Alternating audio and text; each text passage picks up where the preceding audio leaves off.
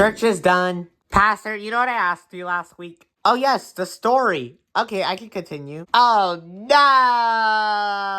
By the time January 2006 rolled around, there was already 6 new people.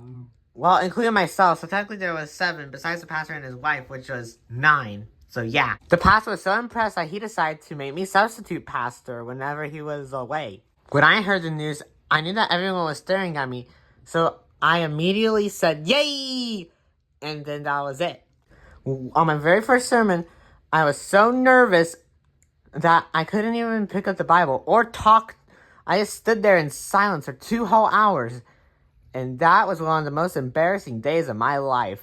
The next week when the pastor returned, I remember running up to him and telling him everything that happened the previous week. I even started crying because of how embarrassed I was. He says it's okay to feel embarrassed or scared for your first sermons. He remembers he did it too. 2 years later, he said that he's going to stop ministering at this church because God called him to serve at a new church somewhere else. I got really sad and started crying because he was my role model and he was my best friend. He tried to reassure me by saying it's okay because number 1, God told him to do this, and number 2, we'll be able to talk on the phone. Pastor Paul, that's so sad. It's okay, Kitty. We still talk on the phone to this day, every day. Continuing on, he told me that I'll be the new pastor.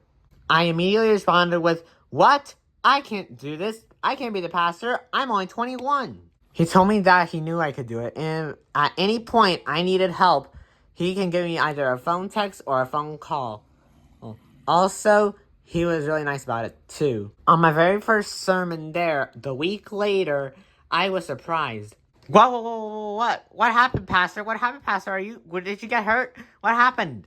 No, I wasn't embarrassed anymore, possibly because I knew that the pastor could help me.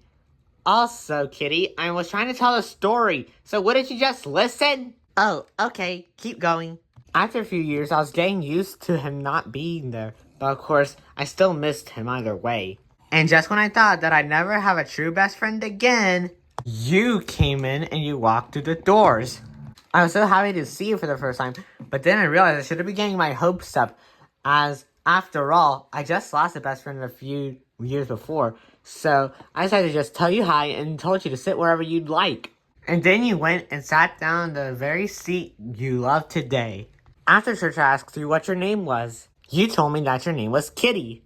I replied with, "Nice to meet you, Kitty. I'm Paul. I'm the pastor of this church. Are you okay with me telling everyone how we met, Kitty?"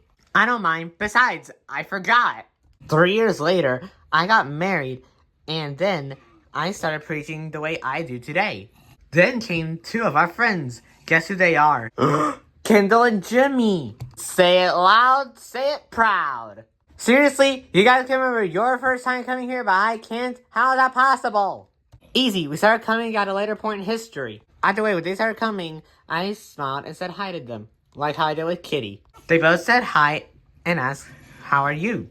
I said that I was good, and I'm Paul, the pastor of the church, and this is my wife.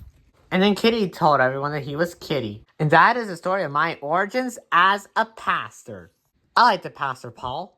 Thank you, Kitty. We'll see you in another video. Goodbye.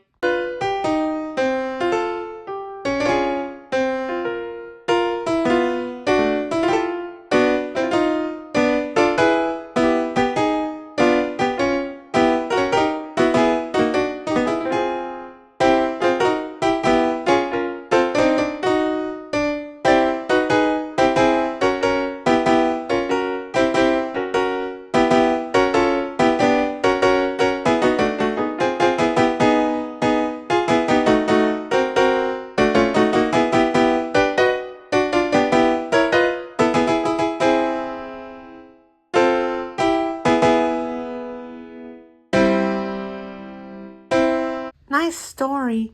Thank you, honey.